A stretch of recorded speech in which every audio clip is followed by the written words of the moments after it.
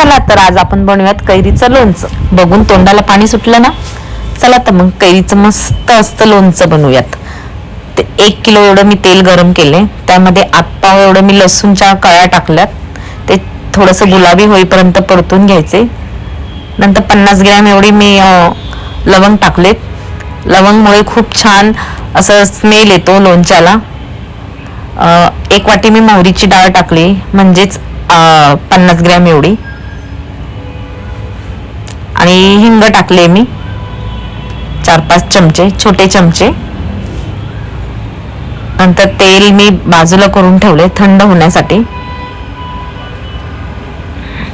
त्यामध्ये मी हळद टाकली, 100 ग्रॅम मोहरी, 50 ग्रॅम जिरे आणि 50 ग्रॅम मेथीचे दाणे अशी मी मंद आचेवर भाजून त्याची बारीक पेस्ट करून घेतली. ते सगळं आपल्याला या थंड तेलात मिक्स करून घ्यायचे छानपैकी,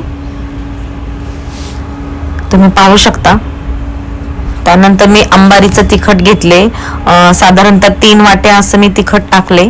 आणि 1 पाऊण वाटी बेडगी मिरची पावडर टाकली आपल्याला याला फोडणी कलर येण्यासाठी.